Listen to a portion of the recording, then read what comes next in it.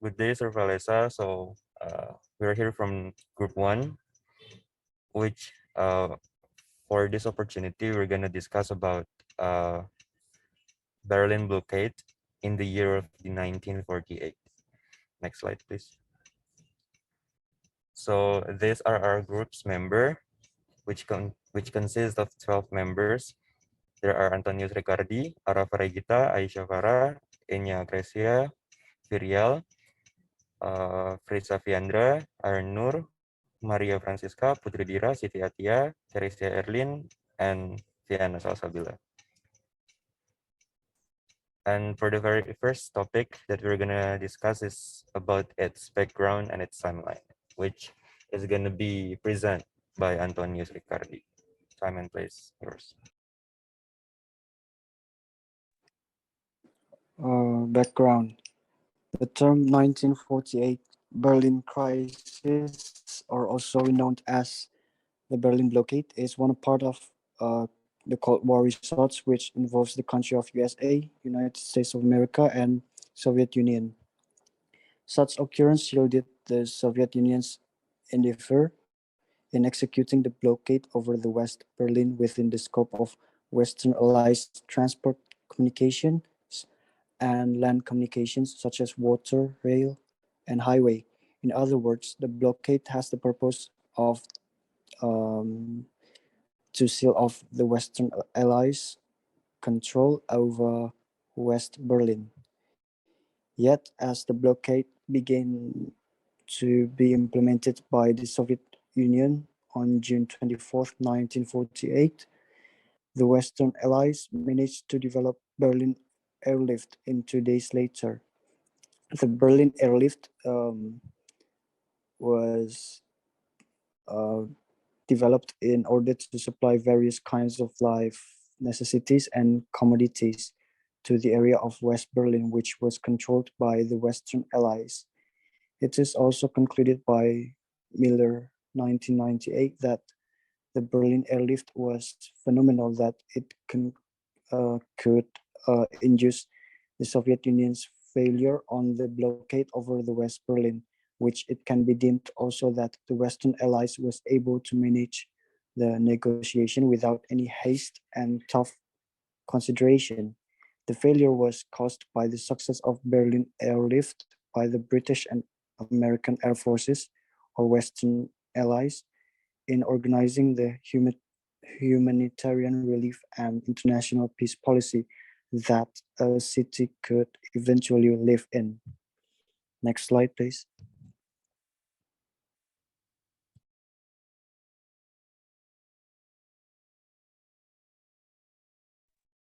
Okay, I will explain about the timeline on 1948.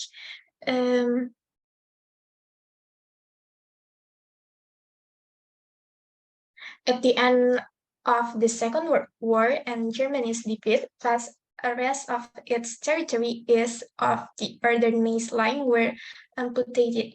The rest of the country was divided into 4 zones, placed under Soviet control in the eastern area and British, French, and American control in the west. The capital, Berlin, lay in the Soviet zones and was also divided into 4 occupation sectors. And on March 1948, the Allied powers decided to unite their different occupation zones of Germany into a single economic unit. In protest, the Soviet representative withdrew from the Allied Control Council, coincident with the introductions of a new Deutsche Mark in West Berlin, as throughout West Germany, which the Soviets regarded as a violation of agreement with the Alliance.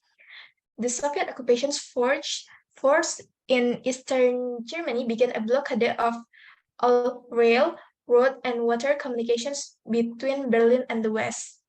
On June 24, 1948, the Soviet announced that the 4 power administrations of Berlin had ceased and that the Alliance no longer had any right there. On June 26, the United States and Britain began to supply the city with food and other vital supplies by air. They also organized a similar airlift in the opposite directions of West Berlin's greatly reduced industrial export. In the mid-July 1948, the Soviet Army of Occupations in the East German had increased to 40 divisions against 8 in the Allied sectors.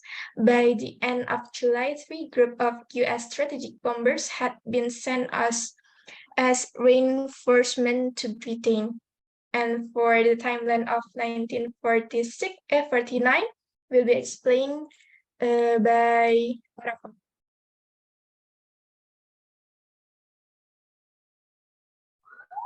Okay, thank you, Tia. Okay, now in 1949, May 11, 1949, Moscow lifted the blockade of West Berlin. The Berlin crisis of 1948 until 49 strengthened the divisions of Europe. Shortly before the end of the blockade, the Western Allies formed the NATO. And on 12 May 1949, Soviet troops lifted the blockade of land access to West Berlin from roads to water access to the light territory of Berlin. The United States and Britain responded by helping deliver food and fuel from Allied air bases in West Germany to Berlin. The Soviet Union lifted the blockade, but the airlift continued until September.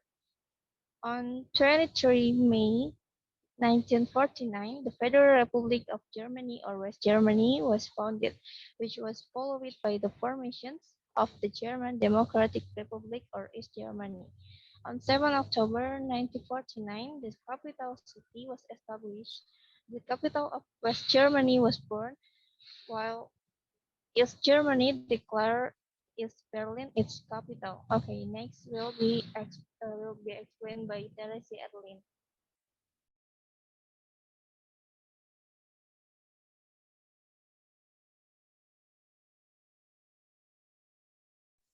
All right, so we're going to discuss about negotiation, how it happened, and how it ended. Next slide, please. So negotiation happened. At a joint conference with the Councils of Foreign Ministers of London in November 1947, the Soviet Union submitted a proposal with two focused issues, which are the formations of a democratic whole German government following the decisions of the Potsdam Conference, and holding a peace conference representing neighboring allied countries with the rejections of the proposal. America for a peace conference consisting of all the countries that have declared war on Germany. However, this trial ended in complete failure. The only tangible outcome of the Councils of Ministers session was a split between the three Western powers and the Soviet Union, in which the United States and Britain agreed to merge their residency zones with Bizonia to become a single West German state with a stable currency. At the same time, the Soviet Union insisted on issuing new notes separately in the Western occupation zone in Berlin. The issuance of paper money became very important in discussing the possibility of monetary reform. Meanwhile, the Western powers began to prepare directly for forming the West German state. Next slide, please.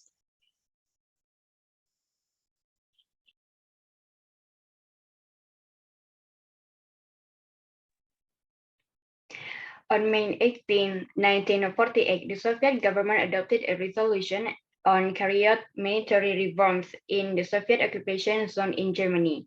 The decree obligated the Soviet military administration in Germany, in case of separate military reforms in the Western occupation zone, to immediately carry out military reforms in the Soviet occupation zone in Germany.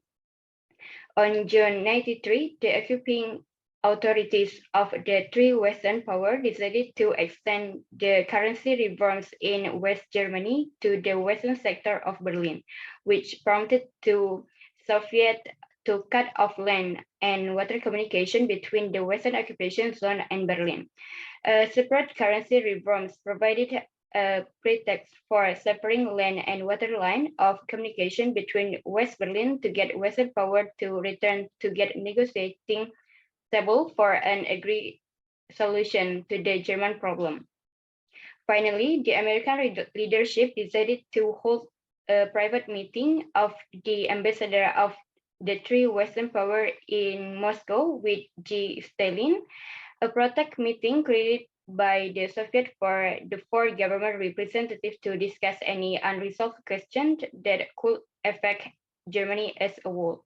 However, the Soviet draft in negotiation only benefited the Stalinist leadership, succeeded in the blockade of Berlin, and put pressure on the Western power. The Stalinist leadership made a severe political miscalculation by underestimating the willingness of Western power to resist Soviet pressure.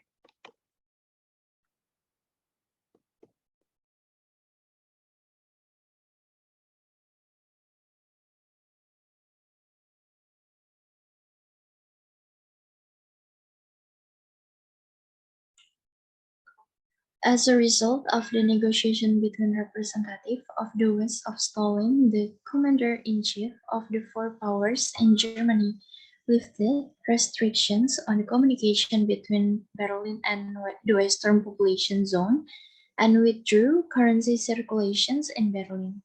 Thus, the Soviet currency in the single currency in Berlin, the toughness of the position held by the representative of the Western powers during the negotiations that took place in August 1948 was considered very harmful by the Soviets. Western representatives stubbornly refused to fix the suspension of the implementation of the London Conference decisions. It seems that the beginning of the work of the Parliamentary Council has shown the failure of the negotiations between the commanders of the four powers in Germany. The misjudgment by the Soviet leadership of the general military political situations led to the rejections of the compromise solutions for countries, and the provocations of the Berlin crisis began. Negotiations continue on August 31 when the Minister of Foreign Affairs of the Soviet Union, Fimotolov, sent instructions to Berlin for negotiation between the commanders-in-chief as not to divide from the decision agreed in Moscow, especially concerning expanding the powers of the financial commitment. The general directions of the four governments working in Moscow, the financial commissions of representative of four commanders-in-chief in Germany was formed to control the practical implementations of measures related to introducing the single currency into circulations in Berlin.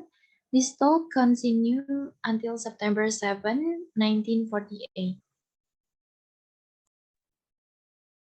And on September 18, the meeting continued between the commander-in-chief not wanting to interfere, the commander-in-chief not wanting to interfere the financial affairs of the Soviet zone, extending the activities of the Financial Commission only to Berlin.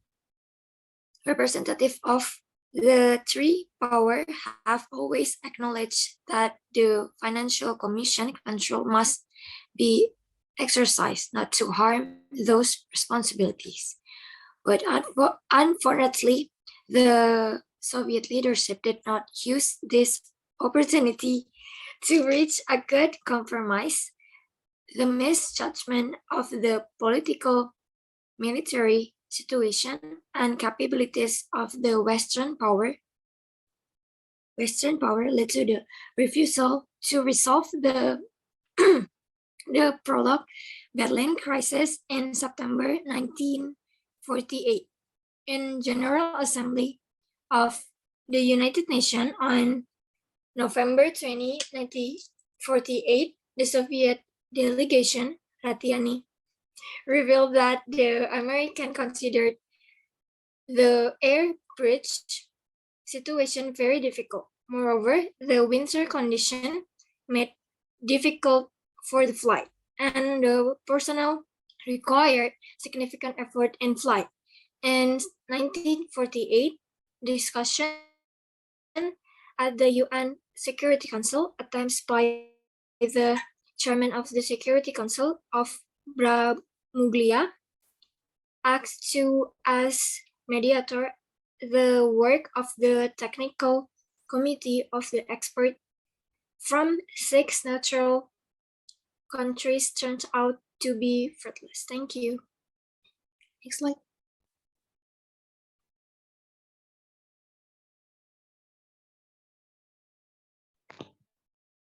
So this is how the negotiation ended. In order to end the Berlin issue, negotiations were held between the US representative to the Security Council and the Soviet representative of Americans in mid-February 1949, which eventually continued until May 1949. On April 15, 1949, an announcement came from the Soviet Union News Agency, TASS, that reported the willingness by the Soviet to lift the blockade, which then led to the last negotiation. In this negotiation, there are 4 parties involved.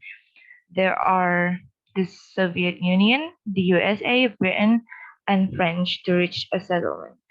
The agreement to end the blockade finally came on May 4th, 1949, which indicated the negotiation was succeeded, until finally it announced on May 5th that the blockade would be lifted by May 12th. The agreement has been actually implemented. Then on May, all restrictions on communication, transportation, and trade between Berlin and the West Zone were lifted. Next slide will be presented by Firyal. Okay, thank you, Viana. Okay, so the end of the Berlin blockade was determined by the opening of the blockade. Factor that supported this event of blockade opening was because of the Soviet Union's realization that it is embarrassing to them to make this blockade. Therefore, they came to the conclusion and decided not to want another war.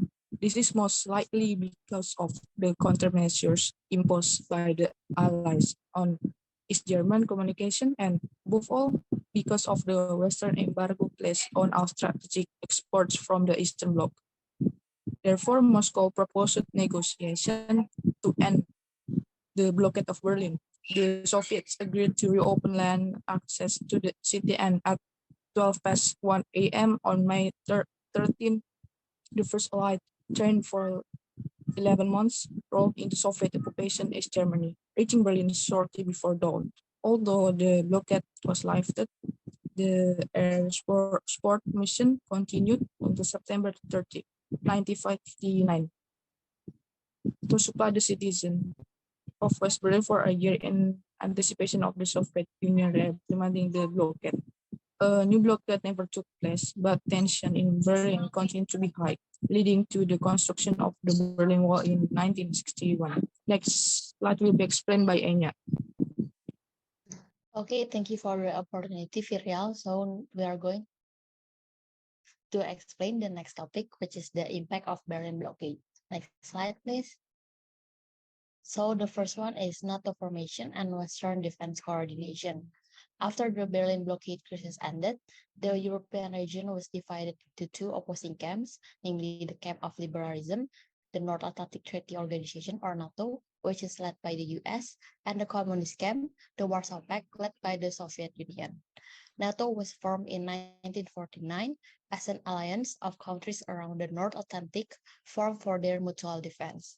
All members agreed to fight if one of them is attacked. The blockade had demonstrated the West's military readiness and frightened them into making definite preparations. In March 1948, Britain, France, Belgium, Holland, and Luxembourg had signed the Brussels Defense Treaty, promising military collaboration in the event of war. Now they were joined by the USA, Canada, Portugal, Denmark, Ireland, Italy, and Norway. all signed the North Atlantic Treaty, agreeing to regard an attack on one of them as an attack on them all, and placing their defense forces under a joint NATO command structure. The next point of impact will be explained by Pasca. Okay, thank you, Enya. So for second impact of Berlin blockade is German division. The Western powers set up the Federal Republic of Germany in August 1949. The Russians then replied by establishing their own German state, the German Democratic Republic, on September 1949. So it means that after the collapse of the blockade, two separate German states came into being. Since there was no prospect of the Russians allowing a united and free Germany to be created, the Western powers went ahead alone and set up the Federal Republic of Germany. The Russians replied by establishing their own German state, the German Democratic Republic. In response to martial aid, the Russians set up their own program known as Council of Mutual Economic Aid, under which Stalin was able to link the economies of all Russia's satellites and influence their economies for the benefit of the Soviet Union. Each satellite produced what Stalin wanted it to, so that Poland, for example, concentrated on coal and steel.